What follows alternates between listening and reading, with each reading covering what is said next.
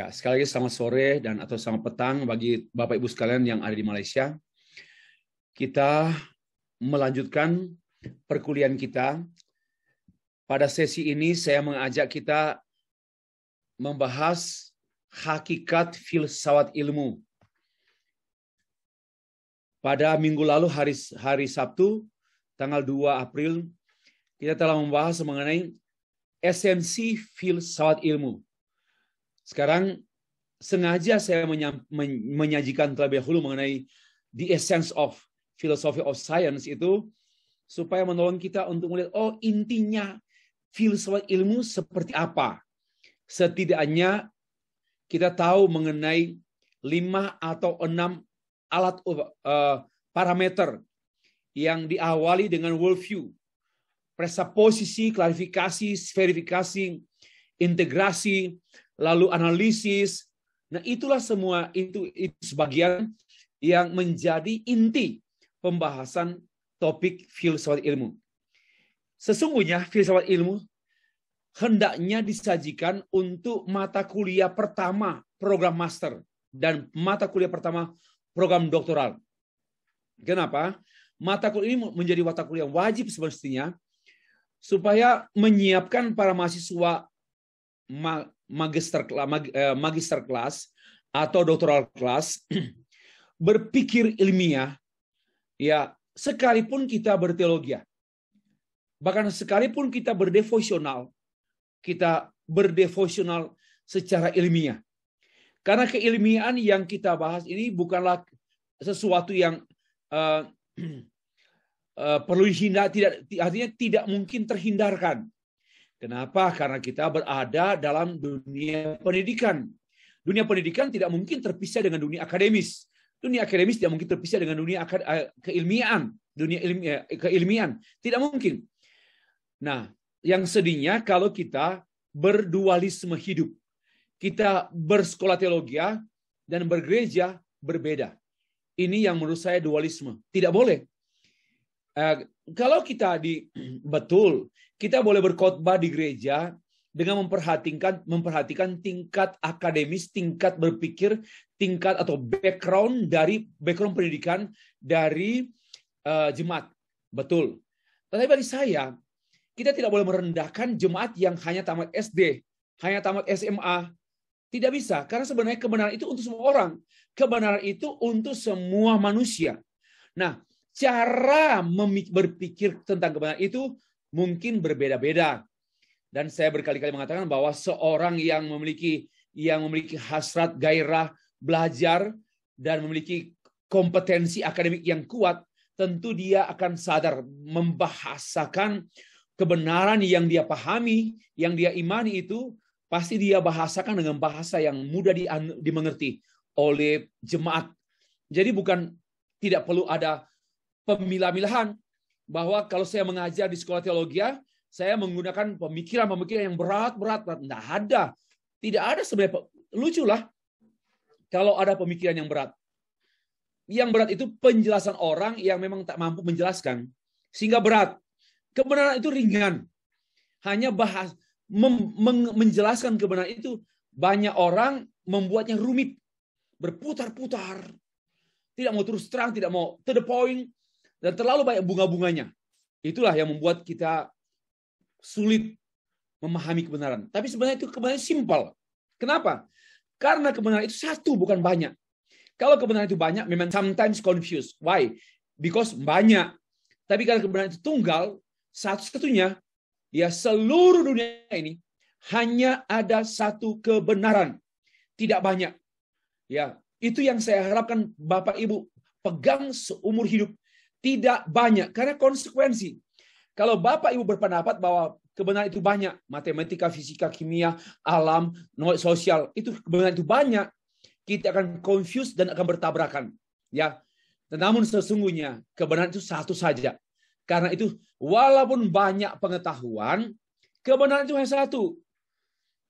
Banyaknya pengetahuan menuntut integrasi, penyatu paduan demi menemukan dan mengalami kebenaran yang utuh. Because kebenaran itu only one. Nah, Dalam arah itu mari kita bercakap-cakap atau membahas topik hakikat filsafat ilmu. Di dalamnya kita membahas arti, fokus, karakter, fungsi, kegunaan, dan tujuan filsafat ilmu. Pertama kita membahas arti filsafat ilmu. Saya sengaja menukar atau bukan membahas hal ini di tengah-tengah perjalanan kita, bahkan mau menuju akhir perjalanan kita. Kenapa? Sebab kalau saya membahas hal ini dulu, dari awal kita merangkak, menanjak itu berat. Tapi diawali dengan menebang pohon, yaitu membahas mengapa hendaknya gereja, orang percaya berteologi, berfilsafat, bersains, kemudian teologi itu sains dan a science, itu menolong kita untuk melihat hal yang lebih mudah. Sekarang sangat mudah. Sekali ini strategi saya mengajar mata kuliah ini. Kalau saya awali dulu dengan ini, kita akan sulit untuk cepat berinteraksi dengan subjek ini. Nah, kita mulai arti filsafat ilmu. Sebenarnya yang kita sedang bahas ini sebenarnya sudah kita bahas sejak hari pertama perkuliahan kita. Dan sekarang kita tinggal melihat di mana posisinya, letaknya. Yang kita langsung bahas summary, intisari. Nah sekarang kita agak berenang ke tepian, lebih luas lagi, sekaligus ada penguraian. Nah nanti ke akhirnya kita kembali kepada summary, ke rangkuman. Apa arti filsafat ilmu? Ada seorang bernama Robert Ackerman, dia menjelaskan philosophy of science is clearly not a discipline autonomous of actual scientific practice. Jadi, bahwa filsafat ilmu adalah satu ilmu, satu disiplin, ya secara jelas bukanlah satu disiplin yang berdiri sendiri dengan ilmu, dengan actual scientific practice, atau dengan praktek keilmiaan yang aktual. Apa artinya? Ini bukan dalam bahasa sederhana, ini bukan hal-hal yang ideal saja, bukan bicara sesuatu yang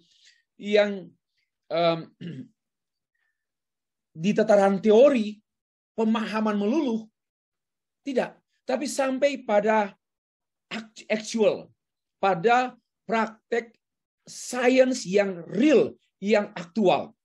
Jadi tidak hanya membahas hal-hal yang ontologis, yang di langit biru, melainkan juga dia membahas hal-hal yang praktis. Oke, lanjut. Louis Whitebeck, dia menyampaikan filsafat ilmu itu adalah bertanya dan mengevaluasi metode berpikir ilmiah dan mencoba menentukan nilai dan keberartian proyek ilmiah sebagai satu keseluruhan, keutuhan. Nah, tolong perhatikan. Jadi, filsafat ilmu itu sifatnya berkenaan dengan, bukan sifatnya, metode berpikir ilmiah. Ya, contohnya begini. Saya langsung bagi contoh. Bapak Ibu membaca satu buku. Jangan cepat-cepat berkata, puji Tuhan Pak, buku ini sangat kaya. Saya diberkati. Ngomong kosong. Janganlah kekanak-kanakan begitu. Berhenti kanak-kanak. Puji Tuhan Pak, buku ini luar biasa. Saya diberkati. Dangkal.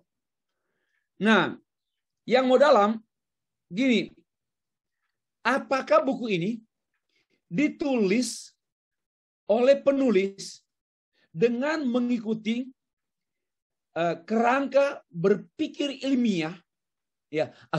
Apakah buku ini dihasilkan oleh metode berpikir ilmiah yang dikemukakan oleh penulis? Jadi begini, kita jangan dangkal membaca buku, puji Tuhan, saya diberkati. Bukan. Itu dengan sendirinya nanti. Melainkan kita mencermati apakah penulis ini metode apa yang dia gunakan sampai dia berpikir seperti ini. Ini dalam. Ya. Mulai sekarang bertobat membaca buku kalau hanya membahas kontennya. Wah Pak, buku ini bagus, kaya konten. Itu anak SD. Ya, itu sudah bukan itu pola kita. Nah, kita berpikir begini. Bagaimana sih si penulis ini sampai berpendapat seperti yang diuraikan dalam 4 bab ini? Apa cara yang digunakan? Apa metode yang digunakan? Lalu sampai menghasilkan pemikiran ilmiah yang berarti dan bernilai. Wow. Nah, itulah begitu. Jangan tertuju pada arti dan nilai, tapi bagaimana cara menghasilkan arti dan nilai. Itulah filsafat ilmu. Nah, next. Ada tokoh selanjutnya. Seorang Cornelius Benjamin. Dia mengartikan filosofi disiplin filosofis ya is studi sistematik tentang hakikat sains. Secara khusus hakikat sains yang dipelajari itu metodenya, konsepnya, presupposisinya, letaknya dalam skema kajian disiplin ilmu yang luas berkenaan dengan kajian-kajian intelektual. Dia letaknya di mana? Nah, inilah artinya begini. Kita mempelajari keutuhan satu kebenaran. Metodenya apa? Konsepnya apa? Presupposisinya apa? Oke, letaknya di mana? Misalnya kita membahas tentang geografi atau membahas tentang sosiologi. Itu di mana posisinya? Atau membahas tentang perjanjian baru atau membahas mengenai sejarah gereja. Nah, kita akan melihat keutuhan letak sejarah gereja ini di dunia teologi itu, di rumpun teologi itu letaknya di mana, lalu dia menggunakan metode apa, konsep-konsep yang dibangun itu seperti apa. Nah, itu namanya filsafat ilmu. Mendapatkan keutuhan satu pengetahuan. Bukan hanya mendapat telinga, mendapat tangan, itu dangkal. Banyak orang belajar, tapi sayang. Maka dia berkata seperti, saya tahu apa itu, saya tahu Indonesia. Tapi dia hanya datang di Papua. Saya tahu itu Indonesia. Tapi dia tinggal datang di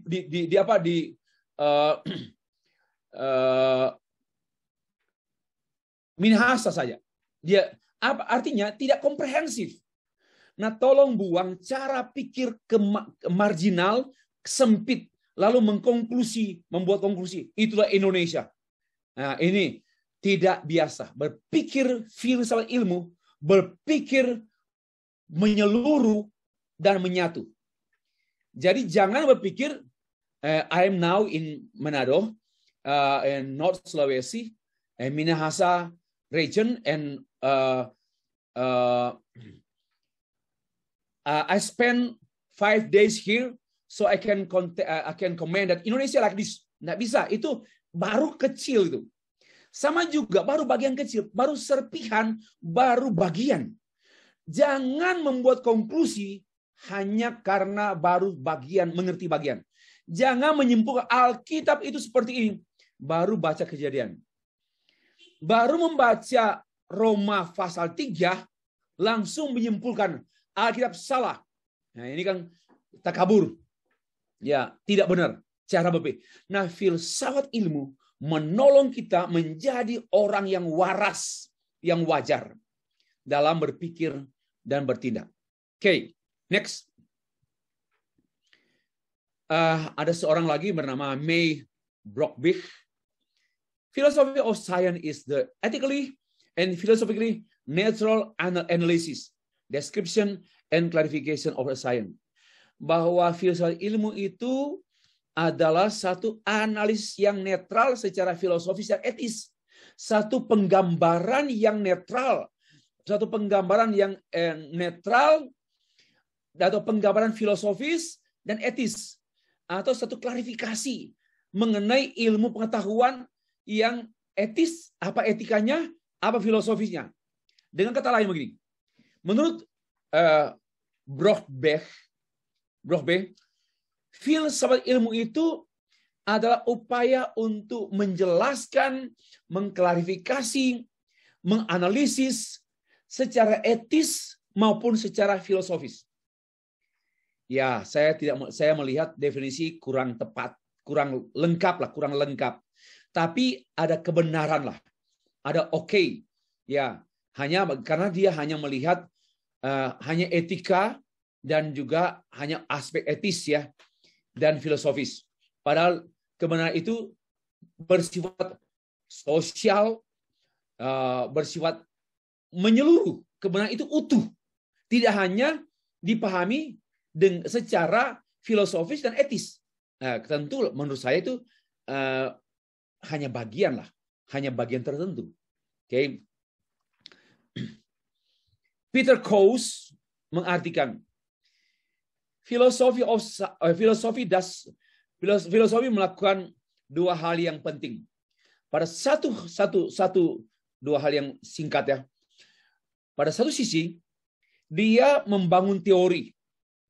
Pada sisi lain dia ini jangan perhatikan yang dituliskan, dengar saya begini supaya mempermudah, setelah itu Bapak baca. Dengar saya. Satu sisi filsafat ilmu itu mengkonstruk, membangun pandangan, membuat pendapat, merumuskan paham, konsep. Nah, itu one side. But another side, tetapi di sisi lain, apa yang sudah kita bangun, konstruksi bangunan berpikir kita ini perlu dieksamin, dikaji secara kritis. Ya, it examines critically everything that may be offered, segala sesuatu yang ditawarkan sebagai landasan percaya dan aksi. Apakah betul bahwa konstruksi berpikir kita yang telah kita bangun atau konstruksi beriman kita yang telah kita bangun dari dasar Alkitab mempunyai landasan yang kuat untuk berpijak atau lemah? Nah, apa artinya? Gini, singkat kata, mari filsafat ilmu memfasilitasi kita untuk menemukan, membangun pendapat atau membuat rumusan, membuat konsep. Nah, tapi di sisi lain kita harus mengevaluasi, menganalisis, menilai apakah bangunan berpikir yang saya buat ini memiliki dasar yang kuat, apakah ini sesuai, apakah ada errornya. Ya, untuk apa? Untuk makin membuat bangunan tersebut makin kokoh karena mengeliminasi inkonsistensi dan juga error. Contoh konkret,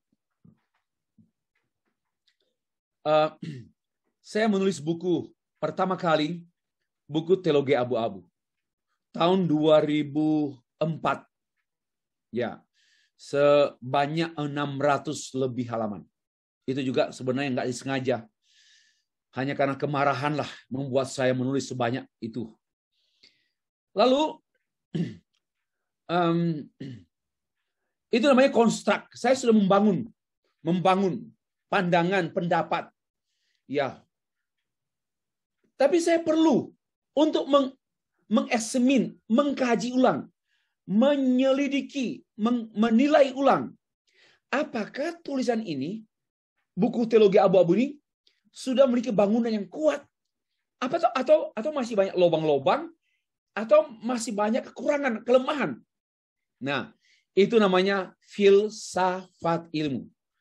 Dan bersyukur, sejak buku itu saya tulis tahun 2004, sampai sekarang, memang ada kekurangan di sana sini.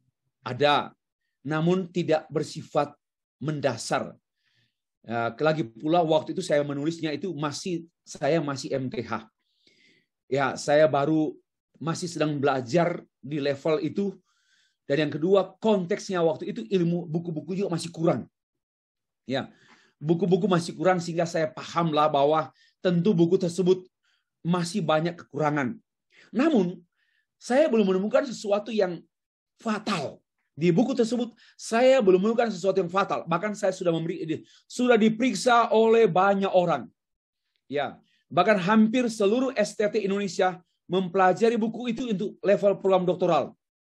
Ya, buku itu menjadi textbook STT Baptis Yogyakarta. Beberapa sekolah lagi yang saya tahu karena mereka menghubungi saya. Nah, itu berarti, dan saya menunggu kritik sejak tahun 2004 sampai sekarang belum ada satu buku yang counter menunjukkan kekurangan, kesalahan substansial dari buku tersebut. Itu contoh. Ya. Itu namanya membangun pemikiran dengan filsafat ilmu. Oke. Setelah pengertian filsafat ilmu kita sudah tahu sedikit. Sekarang kita lihat fokus kajian filsafat ilmu. Ini tidak memakan banyak waktu karena saya sudah jelaskan dari uraian-uraian sebelumnya. Ada berapa landasan? Landasan ontologis. Bahwa filsafat ilmu mempelajari objek apa yang diteliti. Apa sih yang dipelajari? Apa sih yang dicermati? Apa sih yang dilihat? Contoh, Bapak Ibu sedang mempelajari pohon. Nah, secara ontologi Bapak Ibu, pohon yang Bapak Ibu pelajari itu apanya? Daunnya, akarnya, dahannya, buahnya. Nah, itu dangkal kan? Dangkal. Dan itu bukan ontologis. Saya harap Bapak Ibu bisa menangkap maksud saya. Itu bukan ontologis. Ya. Apanya pohon? Nah, lalu tibalah seorang filsuf berkata, I'm thinking about the mind of pohon, the mind of tree. Apa artinya? Pikirannya pohon. Wah, ini mulai ontologis. Ya. Jadi kalau memahami hanya daunnya, akarnya, kulitnya, buahnya, belum ontologi. Itu cenderung epistemologi. Apa artinya? Ontologi itu membahas sesuatu yang ansi, yang semestinya, yang sebenarnya, even though it's could not be, sekalipun hal itu tak terlihat, unseen, but there is, ada. Oke. Apa wujud yang hakiki dari objek tersebut? Gini ya. Misalnya, sekali lagi, kita sedang membahas tentang pohon. Satu pohon jambu lah, atau pohon kelapa lah. Nyur melambai. Apakah yang saya lihat itu yang saya pikirkan, atau apakah yang saya pikirkan yang saya lihat? Ya, itulah epistemologi. Ya, sorry. Itulah ontologi. Yang mana, Pak? Yang jelas bukan yang kau lihat, tapi yang kau pikirkan. Tapi yang kau pikirkan tak mungkin terpisah dengan apa yang kau lihat. Ya, itu ontologi. Yang menghakikat sebenarnya pohon itu apa? Ya, boleh ya? Sayang kita nggak di kelas ya. Kalau di kelas kan bisa interaktif. Tapi kalau di sini kan nanti suara nggak jelas, apa semua juga terganggu. Pohon itu apa? Atau lebih mudah. Seperti yang saya contohkan tadi, Stefri. Stefri itu siapa? Ya, Stefri itu siapa? Kalau Bapak Ibu berkata Stefri itu siapa? Dangkal. Kalau tiba pada pertanyaan, apa sih Stefri itu? Padahal kan sebenarnya tata bahasa Indonesia kan nggak boleh toh. Kalau bicara orang kan siapa, bukan apa. Tapi filsafat boleh. Kalau Stefri siapa Stefri itu? Gampang. Stefri itu orang kampung, made in Kanonang, tingginya tidak tinggi, nggak enak bilang pendek. Ya. Kemudian rambutnya ini itu dangkal semua. Itu epistemologi yang dangkal. Coba, Bapak Ibu gini, yang mana Stefri? Atau yang mana Pak Julius? Yang mana Pak Jikran? Yang mana Ibu Paramita? Yang mana? Yang saat berdoa, oh itulah Ibu Paramita. Oh, atau yang saat marah-marah? Yang mana? Kita mau di saat dia susah, di saat dia kerja keras, angkat barang. Pertanyaan saya, yang mana yang namanya Ibu Yurina? Boleh paham ya? Saya harap ini menarik kalau saya sangat suka ilmu ini. Jadi jangan bilang, itu Stefri. Dangkal. Loh, saat Stefri marah-marah kepada tukang parkir, karena mobilnya juga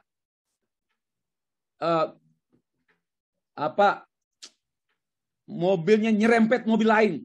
Karena tukang parkir bilang, stop. Nah, apakah si Stefri itu yang sedang marah-marah, itu Stefri? Atau Stefri yang sedang mengajar teologi? Atau Stefri yang sedang melamun? Atau Stefri yang sedang duka? Nah, yang mana yang Stefri? Ini kesesungguhannya Stefri. Nobody knows. Karena ini ontologi. Nah, ya, sorry ya. Ini menarik. Saya bicara mau 2 jam pun di sini pun tidak akan berhenti. Karena interesting lah. Oke, next. Biar lebih paham.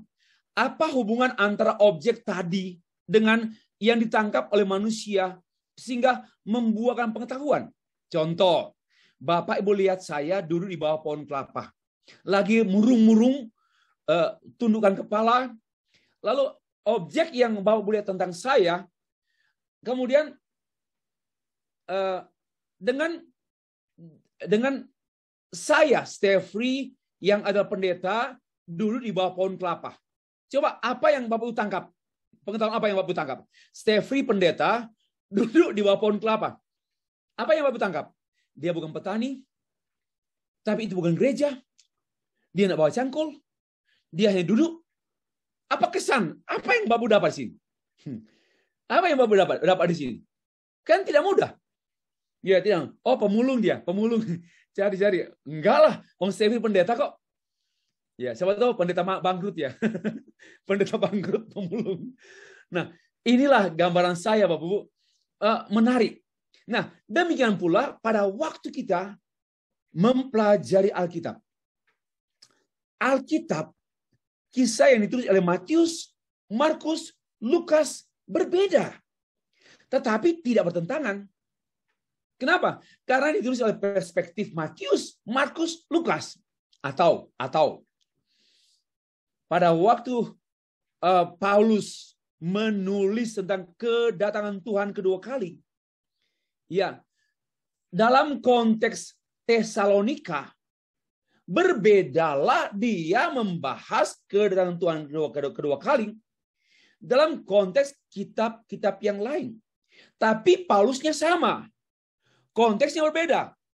Nah, itu artinya apa pengertian eskatologi tentu tidak mungkin bertentangan satu dengan lain. Namun itulah kesemestian ontologi Paulus itu, dia kebenarannya maha hadir sekalipun di tempat-tempat yang berbeda. Apa artinya maha hadir? Dapat dipahami. Ya. Di tempat-tempat yang berbeda. Itulah ontologi. Ontologi artinya tidak mungkin berubah sekalipun di tempat yang berbeda. Sekarang epistemologi. Landasan epistemologi. Ini berbicara mengenai proses memperoleh pengetahuan. Seperti pertanyaan, apa yang kau tahu? And how do you know about what you have known? Apa yang kau ketahui tentang bagaimana kau mengetahui apa yang telah kau ketahui? Nah, di sini saya seperti yang saya sudah bahas tadi, lebih banyak pada objek-objek yang didekati secara misalnya dengan indrawi. Misalnya tadi, I know, saya tahu karena saya melihat. Saya tahu karena saya mencium baunya. Saya tahu karena saya meraba. Ini namanya epistemologi. Nah, pertanyaan begini, Bapak Ibu mengenal Tuhan Yesus karena apa? Oh, berbeda sekali dengan sains. Sains mengetahui ikan mas karena ditangkap, dipegang, ya, dia tangkap ikan mas, dia pegang, dia buka insangnya, dia potong perutnya, dia keluarkan semua usus-ususnya, baru dia bisa bicara ikan mas itu begini. Tetapi kita dalam berteologi, how do we know? Bagaimana kita mengetahui Allah? We cannot catch it up. Kita tidak bisa menjangkau dia. Kita tidak bisa. Lalu bagaimana caranya? Nah, inilah perbedaannya antara epistemologi secara saintifik dengan epistemologi secara teologis. Lagi pula Bapak Ibu kita akan tahu bahwa Roh Kuduslah yang membuka mata kita dan firman itulah yang menyingkapkan dirinya pada kita. So that's why we know. Berbeda dengan sains. Kita melihat, kita mengamati. Beda ya. Melihat dan mengamati beda. Mengamati lebih intens. Lalu kita memegang, lalu kita memeriksa, dan sebagainya. Itu proses-proses epistemologi ilmu pengetahuan. Namun, kita dalam berteologi tidak seperti itu. Ya, tidak seperti itu. Walaupun mungkin untuk ilmu-ilmu terapan, kita boleh seperti itu. Bagaimana? Karena itu biasanya epistemologi itu berkaitan dengan prosedur. Apa yang kau tahu? Saya tahu, Pak, dia benci saya. Oke? Bagaimana kau tahu bahwa dia benci kamu? Oke? Saya tahu dia benci saya karena waktu saya bertemu dia tidak mau melihat saya. Bagaimana kau tahu bahwa indikasi dia tidak melihat engkau tatkala bertemu, kamu menghubungkan dengan kesimpulanmu, dia benci kamu. Itu namanya epistemologi. Boleh paham? Saya sering memberikan contoh begini ya. Ini kan lucu-lucu sebenarnya. Tapi ini contoh percakapan para filsuf. Ya, ada satu filsuf, siapa dia? Chung. Kata demikian. Hey, John, you know, ikan ini berenang di kolam. Ikan ini sedang senang berenang di kolam. Lalu si John bilang begini, hey Chung, you are not fish. How could you understand that it is happy? Ya, bagaimana kamu tahu bahwa ikan itu senang? Kamu bukan Chung, kamu bukan ikan. Lalu si Chung jawab begini, yes. Bagaimana juga kamu tahu bahwa saya tahu si ikan itu senang? Karena kamu bukan saya. Ini semua perdebatan epistemologis. Karena itu saya berkali-kali mengatakan bahwa epistemologi itu menghasilkan perdebatan. Nah, mari membiasakan berpikir ontologis. Supaya kita tidak tolologis. Bercanda. Mari kita membiasakan berpikir ontologis. Supaya sekali menjawab saja. Yuk. Kalau epistemologi, kita akan menjawab, buktinya apa? Bukti. Belum cukup. Buktinya. Sampai kita capek menunjukkan bukti. Dia nggak percaya. Kenapa? Karena epistemologinya pembuktian dangkal. Ya, saya harap Bapak Ibu makin paham doa ini. Karena gini, silakan Bapak Ibu lupa mata kuliah ini yang lain. Setidaknya, at least, Bapak Ibu mengakrabkan berpikir. Mengapa banyak orang protes kepada teologi Kristen? Ya, kenapa? Karena mereka kurang akrab dengan ontologi. Hanya akrab dengan epistemologi. Mereka akan berkata, I know because I see. I know because I hear. I know because I think. I know because I consider. I know. Itu lebih cenderung kepada proses kognitif. Dan juga ya yang sifatnya ya sains terbatas. Namun ontologi akan menolong kita, memfasilitasi kita untuk berpikir sesuatu yang melampaui kebiasaan atau hukum berpikir scientific. Oke.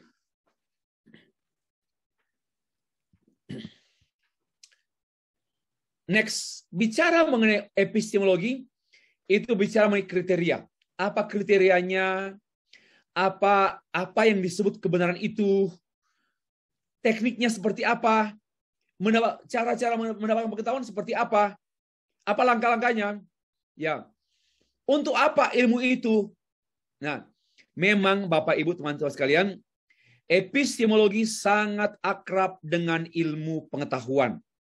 Tapi dia kurang akrab dengan filsafat. Dia kurang akrab dengan teologi. Karena dia lebih banyak melihat ilmu itu, pengetahuan itu, sampai pada aspek kegunaan. Sedangkan filsafat dan teologi lebih daripada sekedar kegunaan. Ya, bagaimana menentukan objek, bagaimana kaitannya dengan kegunaan ilmu pengetahuan tersebut dengan kaidah-kaidah moral, bagaimana kaitan antara teknik prosedural yang merupakan operasionalisasi metode ilmiah tersebut dengan norma-norma, apakah masih sinergis atau tidak? Nah, itu namanya epistemologi. Disinilah kekuatan para ilmuwan. Dan memang betul kita harus apresiasi, mereka memiliki tingkat ketelitian tinggi pada hal-hal seperti ini. Dan kita harus membiasakan juga, Bapak Ibu. Namun, keterbatasan mereka yaitu tidak mampu mengetahui apa yang sesungguhnya ada pada metafisika, khususnya ontologi. 3. Ciri cara kerja filsafat ilmu. Ciri dan cara kerja filsafat ilmu mulai dari hal-hal yang sederhana. Pertama, pengkonsepan. Ada konsep, ada asumsi, ada metode. Ya, itu. Jadi kalau ilmu itu Bapak bicara tanpa konsep, dibuang. Bapak bicara tanpa asumsi, ditolak. Bapak bicara tanpa metode, enggak pakai. Semua pendapat kita harus setidaknya ada konsepnya, ada asumsinya, ada metodenya. Nah, ada metodenya. Ini semua harus menjadi perhatian kita. Kalau kita berbicara, maka betul begini. Mengapa artikel-artikel ilmiah menuntut ya ada aturan ya abstrak, lalu ada pendahuluan, dan pendahuluan itu mengandung 7 hal yang menentukan ini artikel atau tidak. Itu di pendahuluan. Di pendahuluan. Ya. Apakah ada kebaharuan, novelty, apakah ada research question, apakah ada purpose, apakah ada research gap, apakah ada gap antara dokumen-dokumen, apa ada gap antara yang ideal dan faktual. Wow. Maka itu kalau mau membuat artikel, Bapak Ibu harus memperhatikan di pendahuluan. Karena setelah itu gampang saja. Saya menjadi reviewer, saya nggak usah menghabiskan banyak waktu untuk memeriksa satu artikel. Saya bersyukur, ya sangat bersyukur karena barulah bulan lalu saya dipilih menjadi reviewer internasional untuk artikel Q1 dunia. Nah, dengan bekal mengerti membuat artikel, ya saya memeriksa gampang saja. Karena saya menggunakan ilmu gitu. Saya tidak mencari kesalahan. Ya, tolong perhatikan ya. Ini please put into your mind. Jangan mencari kesalahan-kesalahan. Tetapi temukanlah apakah ada aturan di pikiran itu. Itu cara yang elegan, cara yang terhormat. Jangan seperti kritik saya kepada kecenderungan para pedebat. Apalagi rekan-rekan saudara-saudara kelompok Islam. Mulai dari rakyat jelata sampai pemikir sudah pernah bertemu dan berbicara dengan saya. Dan saya mengatakan, Bapak Ibu, kalau Bapak Ibu membaca Alkitab hanya untuk mencari-cari kesalahan, sungguhlah tak beradab. Karena saya tidak pernah membaca Al-Quran dengan motif mencari-cari kesalahan Alkitab. Itu itu primitif. Saya sarkastis betul. Tapi ini mutlak. Nggak bisa dibantah. Ini kebenaran, ini pernyataan mutlak. Cari kesalahan. Tidak perlu.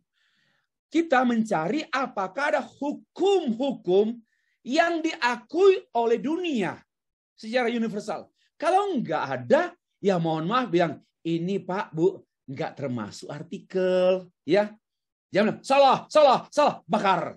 Bukan begitu. Salah, bakar. Ya, bilanglah ini tidak termasuk artikel. Lalu apa, Om? Ya, ini namanya cerita si maling kundang. Bercanda. Oke. Next. Ciri dan cara kerja filsafat ilmu yang kedua senantiasa mengarahkan pada penalaran, menyelidiki dan apakah betul-betul di dalam khotbahnya itu nalar enggak? Ya, nalar. Hukum berpikirnya ada enggak? Bukan soal masuk akal, bukan soal itu saja. Ada hukum berpikir. Coba, apa saja hukum berpikir? Banyak banget. Minimal tiga. Satu, ada konsistensi. Itu hukum berpikir. Bahwa apa yang kau katakan pada bagian awal itu tak ditentang oleh bagian akhir katamu gitu. Itu konsistensi. Antara pendahuluan, isi dan penutup konsisten. Kenapa? Apa arti konsisten? Tak ada kontradiksi. Itu siapa bilang logika itu salah? Logika itu setan. Ya, setan kau. Enggak lah. Karena logika itu sebenarnya hukum-hukum yang wajar. Logika itu artinya hukum kewajaran. Ya, kalau nggak wajar, yang nggak logis gitu. Masakan mertua dia pakai kau sini kau, itu nggak wajar kan? Mertua loh, apalagi mertua yang baru keluar dari sarangnya. Nah, kan nggak bisa pakai kau.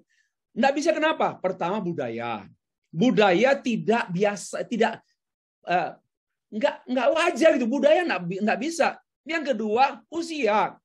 Yang ketiga, orang tua anak. Banyak reason itu. Nggak wajar. Jadi sebenarnya begini, ya Pak Jikran, yang namanya rasio itu hukum kewajaran. Ya, kewajaran. Kita kadang-kadang mengartikan rasio secara sempit. Suka dipahami, nggak rasio. Nah, itu justru salah.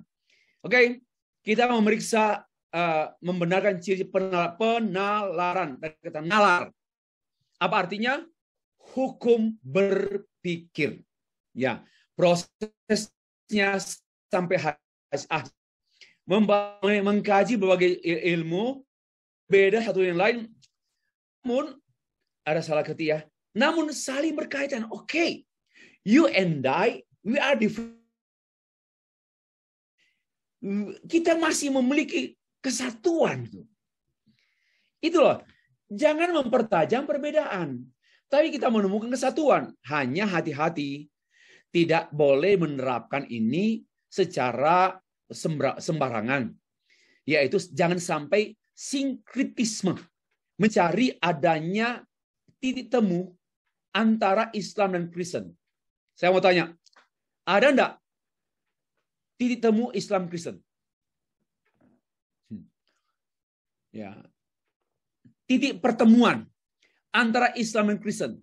Saya mengatakan tidak ada. Secara teologis. Tetapi secara kemanusiaan. Secara manusiawi. Bukan hanya titik temu. Titik dempet. Maka itu kita tidak perlu benci orang lain. Karena kita dempet. Masa perbedaan pandangan teologis membuat kita bermusuhan dengan yang berbeda? Itu bagi saya tidak wajar. Tidak wajar karena nggak teologis. Nggak teologis karena tidak wajar. Menarik sekali. Jadi apapun, jadi begini, kita perlu mempertimbangkan keterkaitan hal-hal yang berbeda secara pantas. Ya, jangan mengeneralisasi. Yang keempat, ya saya mau tekankan lagi ya. Antara laki-laki dan perempuan, apakah ada titik pertemuan? Ya, apakah ada titik pertemuan antara laki-laki dan perempuan? Ya, secara epistemologi ada. Tapi secara ontologi, sosiologis, atau ontological sosiologi, nggak ada pertemuan. Namun ada secara teologis. Disinilah kekuatan-kekuatan yang kita miliki dalam memahami teologi Queen of Science. Maka semuanya ada. Ya. Lalu akhirnya kita memperhatikan dampak ilmu pengetahuan. Apakah dampak ilmu yang kita ini berdampak kepada dehumanization atau berdampak pada humanization? Kalau pemikiran kita berdampak pada dehumanization, berarti itu indikasinya tak benar. Ya, maksudnya bukan kebenaran. Karena kebenaran itu pasti berdampak positif kepada kemanusiaan. Bukan pada kesukuan. Nah, kesukuan bukan. Tapi bukan pada kebangsaan. Tapi pada kemanusiaan. Yang mempersatukan seluruh manusia, seluruh bangsa di dunia ini, yaitu humanity. Dengar baik-baik. Yang mempersatukan, boleh berbeda agama, boleh berbeda ideologi bangsa, boleh berbeda pendapatan, boleh berbeda gaji, boleh berbeda faham-faham apapun. Tetapi yang mempertemukan semua, yaitu humanity. Kemanusiaanlah yang mempertemukan kita dengan semua orang di muka bumi ini. Bagus loh Bapak Ibu membuat tulisan ini. Kalau boleh dibuat tesis tentang nilai kemanusiaan yang universal dari keberagaman etnis, budaya, suku, dan sebagainya. Itu bukan dalam rangka menjunjung tinggi kemanusiaan, bukan. Tapi membicarakan kemanusiaan secara patut. Ya, secara patut, wajar. Ya, ini saya menulis sampai diterbitkan bulan Desember yang lalu mengenai kemanusiaan, humanity yang beradab. Satu kajian teologi dan ideologi. Ini teologi and ideology. Ya. Kemanusiaan yang beradab. Tidak mungkin teologi itu anti kemanusiaan. Walaupun ada fundamentalisme. Rela bakar gereja, bunuh orang atas nama agama.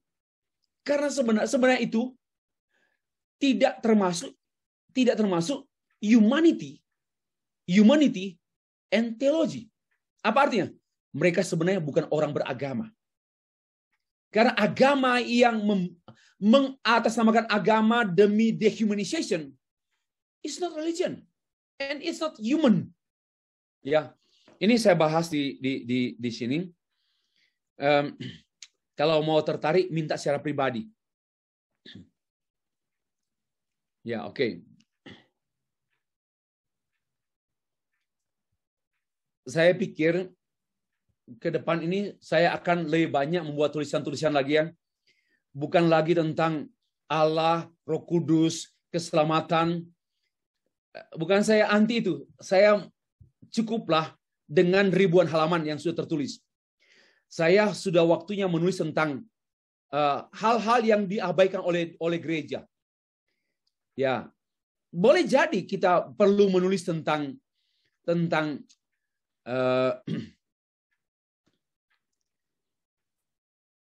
apa saja yang berkenaan dengan kehidupan real yang nyata. Setahu saya mungkin sangat tipis atau tidak ada teologi pertanian, teologi kehutanan, teologi pedesaan, teologi perkotaan yang ada misi perkotaan, misi pedesaan. Mungkin ada theology of the city, ada. Tetapi sudah waktunya kita membahas tentang apa saja mengenai yang kita hadapi tiap-tiap hari. Ya, saya memberikan dorongan kepada Bapak Ibu untuk memikirkan hal ini. Ya, bukan berarti saya mengatakan berhenti tulis tentang pertobatan, dosa, kelahiran kembali. Oke, itu amin. I have no problem. Saya tidak punya masalah lagi dengan itu.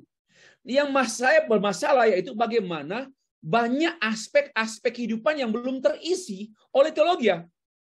Nah, ini saya sudah mulai yang sedang masuk ini, harapan saya bisa terbit karena kemarin baru dinyatakan sudah in process tentang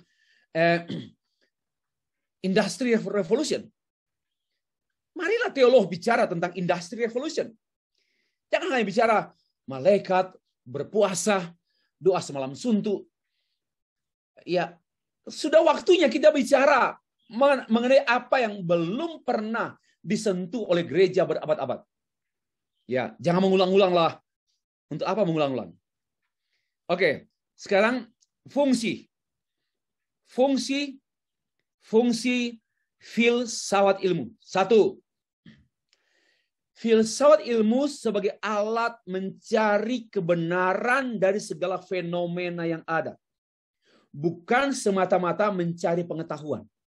Kalau mencari pengetahuan itu namanya Google. Om Google lah. Ini sebenarnya bahasa filsafat ya. Seeking the truth. Tapi sebenarnya dalam teologi kita tidak mencari kebenaran. Melainkan kita dalam bahasa ditemukan oleh kebenaran. Karena kebenaran yang kita bahas dalam teologi itu bukan kebenaran yang sifatnya objektif, melainkan kebenaran yang sifatnya subjektif, yaitu kebenaran yang hidup, yaitu living truth. Siapa dia? Jesus Christ. Ya, jadi oke, secara ya ilmu filsafat ilmu adalah mencari kebenaran, bukan mencari pengetahuan. Apa artinya? Lebih serius, lebih dalam, ya, lebih jauh. 2. Setelah kita menemukan dan memegang, kita mempertahankan, menunjang dan melawan atau berdiri netral. Itulah sikap kita. Kita pertahankan, kita sustain, topang, atau kita juga lawan. Lawan dalam pengertian kita evaluasi. Oke, ada lubang, ada kekurangan, mari kita lawan itu untuk rekonstruksi. Rekonstruksi. Bukan kebenaran. Tetapi pemahaman kita tentang kebenaran perlu direkonstruksi. Kebenaran itu changelessness, ketidakberubahan. Artinya kebenaran itu adalah changeless, tak berubah. Tapi pengertian kita tentang kebenaran bisa berubah, bertambah, berkurang, dan sebagainya. Ya. 3. Kita fungsi filsafat ilmu, kita menemukan cara pandang atau itu memberikan pada kita cara pandang. Bapak Ibu, kita sedang mengulangi apa yang sudah saya kemukakan pada minggu lalu mengenai esensi filsafat ilmu, yaitu pada worldview, cara pandang. Ya. Bukan pandangan hidup, cara pandang. Kalau pandangan hidup itu view of life. View of life. Itu pandangan hidup. Tapi ini worldview, beda. Artinya cara pandang yang memengaruhi pandangan hidup sehingga terungkap pada cara hidup. Ini terukur, Pak. Cara hidup ini bisa sains. Tapi ini filosofis dan teologis. Worldview. Oke. Dan juga fungsinya memberikan kaidah-kaidah etis. Kaidah-kaidah etis. Filsafat ilmu akan menolong kita melihat kaidah etis kemanusiaan lebih daripada kegunaan. Dan kaidah ilmu pengetahuan itu menempatkan idealisme bukan pada aspek-aspek pragmatis, operasional, kebergunaan secara ekonomis, secara teknis taktis, but more than that, but lebih dari itu sampai pada etika tertinggi. Filsafat ilmu menolong kita untuk mengalami pencerahan. Ya, karena kita melihat sesuatu secara menyeluruh, lengkap, dan dengan hukum-hukum yang sulit untuk dipersoalkan. Bapak Ibu, dengan singkat kata begini, kalau Bapak Ibu kita biasa berpikir filosofi of science, berpikir filsafat ilmu, maka kita dosen-dosen akan sulit mempersoalkan tesis kita. Skripsi kita, disertasi kita, tulisan kita, pendapat kita, apapun. Karena kita sudah terbiasa berpikir secara filosofis. Ya. Karena kenapa? Karena juga dia berkenaan dengan landasan filosofis. Bahwa filsafat ilmu menolong kita, fungsinya memberikan landasan filosofis. Jadi, misalnya, contoh, waktu negara Indonesia merdeka, Soekarno sudah jauh-jauh hari telah memikirkan landasan. Apa landasan bangsa ini? Nanti kalau Bapak Ibu membuat satu enterprise atau satu perusahaan, satu unit bisnis ya, yang perlu dipikirkan utama itu landasannya filosofis. Takkan pudar. Karena kalau hanya landasan pragmatis, landasan operasional, landasan ekonomis, semua itu akan dimakan ngengat dan karat. Tapi yang takkan pudar, yaitu landasan filosofis. Indonesia boleh berubah karena dinamika. Tapi ada satu hal yang tidak berubah. Jantungnya Indonesia. Apa itu? Pancasila. Ya. Sama juga, kita stay free. Boleh berubah. Makin tua. Makin bodoh. Tapi satu hal yang tak berubah pada saya. Apa? Hanya saya yang tahu. Itu yang saya pegang betul. Yaitu panggilan Tuhan padaku yang tak berubah. Ya, saya boleh berubah. Dari dosen jadi pendeta, jadi pendekar, jadi apa saja. Boleh berubah. Saya di Jakarta, di Manado, di Malaysia, di mana saya boleh berubah tempat. Boleh berubah. Tetapi komitmen kita yang paling hakiki, God's calling, divine calling, panggilan ilahi pada saya tidak boleh berubah. Kenapa? Karena panggilan ilahi itu kekal. Itu yang tidak boleh berubah. Silakan jadi pendeta yang misionaris, menjadi misionaris di Vietnam atau apa. Silakan menjadi konselor, menjadi apologetor, menjadi misioner, menjadi penginjil, menjadi gembala, pendeta jemaat. Itu tidak mengubah setiap jantung kita, yaitu panggilan Allah untuk tiap-tiap hamba-hambanya. Kalau berubah, inna lillahi wa inna ilaihi rajiun. Ya, jangan berubah.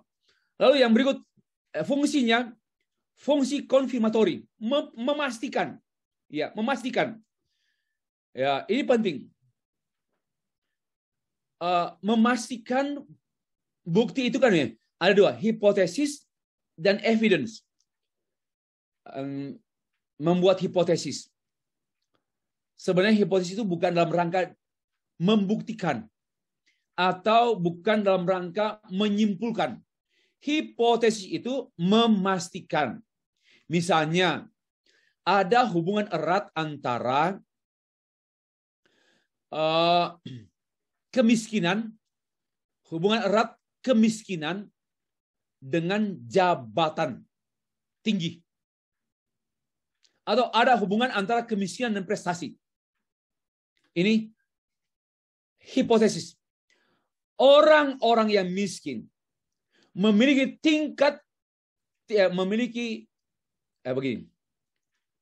kebanyakan para pejabat-pejabat berangkat dari keluarga-keluarga yang miskin. Ya. Para pejabat yang menjadi pejabat dulunya mereka dari keluarga miskin. Lalu muncul hipotesis bahwa kondisi miskin, kondisi latar belakang miskin keluarga berpengaruh terhadap prestasi belajar anak. Itu namanya hipotesis. Baru riset lah, mengadakan penelitian, betul ternyata di Sulawesi Utara ini ada 7 tokoh, 8 profesor, ada 3 bupati, ada 16 camat dari keluarga sangat sederhana dan miskin. Tapi mereka berprestasi dalam studi. Itu pembuktian bahwa hipotesis tadi bukan dibukti, melainkan memastikan. Oke? Sorry, saya hampir salah tadi, hampir salah. Membuktikan, salah. Memastikan. Ya. Lalu, apa arti filsafat ilmu? Adalah memastikan. Making sure. Ya. Memastikan. Yang ke-8. Explanation function. Atau fungsinya itu fungsi menjelaskan. Membuat clear, making clear. Ya, membuat klarifikasi. Itulah filsafat ilmu. Fungsinya. 5. Kegunaan filsafat ilmu, ini saya cepat aja. Gunanya banyak. Berguna untuk kita yang belajar. Yaitu melatih diri berpikir kritis, runtut, dan sistematis. Wow. Orang yang terbiasa dengan filsafat ilmu menjadi orang yang terlatih berpikir kritis, bukan berpikir berat ya, kritis. Apa artinya kritis? Dia memiliki banyak hukum untuk membaca buku banyak hukum. Waktu dia baca buku ini, no. Karena dia penuh hukum. Hukum apa? Hukum berpikir. So that's why when pada waktu dia membaca buku, maka dia menggunakan hukum berpikir. Jadi sebenarnya tidak ada pemikiran yang berat. Tetapi yang ada kayanya hukum berpikir. Berpikir kritis, runut, sistematis, dan esensial. Wah, nggak sial deh. 2, menambah pandangan, wawasan luas. Ya, tidak lagi kedaerahan. Baru tahu kejadian. Sudah mengatakan Alkitab salah. Ya, itulah. Baru tahu satu bagian Alkitab tertentu. Langsung menyimpulkan. Ini bukti, ini konkret ya. Mengenai tidak filosofis itu. Tidak berdasarkan filsafat ilmu. Karena filsafat ilmu menolong kita berpikir wawasan luas, bukan kedaerahan dan sempit. 3, melatih diri melakukan penelitian, pengkajian, pengambilan keputusan, dan kesimpulan yang dalam dan komprehensif. Inilah kita terampil dalam meneliti, terampil dalam making decision, terampil memimpin, terampil dalam banyak hal. Lalu yang keempat, menolong kita bersikap terbuka dan dinamis menghadapi masalah. Terbuka. Okay? Dan progresif terus. Menjadi orang toleran, menjadi orang yang oke lah, is okay, cincai, menjadi orang yang oke lah, tetapi tidak kompromi, Gitu, itu penting sekali. Banyak orang cincai-cincai, kompromi. Akhirnya jadi cacing-cacing. Cincai-cincai, oke lah.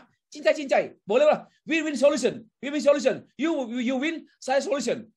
Nah, ini pada umumnya orang berpendapat seperti itu. Tetapi kita dalam teologi ya, harusnya silakan kita toleran. Tetapi kita tidak jadi tolek. Kita jadi tolek. Ini orang Manado ini tolek. Tetapi dan kita harus toleran, namun tidak kehilangan jati diri. Ya, sebagai seorang Kristen, percaya, teolog, pengkhotbah, pendeta, pendekar, kita tidak kehilangan jati diri. Menyadari kedukaan dan keterbatasan, ya betul, akhirnya filsafat ilmu menolong kita untuk aware dan tahu bahwa yes, I have a lot of limitation. Even though I always, sekalipun saya selalu belajar, but I know, even bahkan seterusnya, semakin saya belajar, semakin saya melihat saya ini betul-betul tak berdaya, rapuh banget. Itulah filsafat ilmu. Ya, mengaku keterbatasan. Yang 7, mengungkapkan iman yang selalu berpikir, oke, semuanya dilihat ternyata ada yang melampaui segala sesuatu. Iman yang kemudian menjadi sumber ilmu dari segala yang ada. Oke.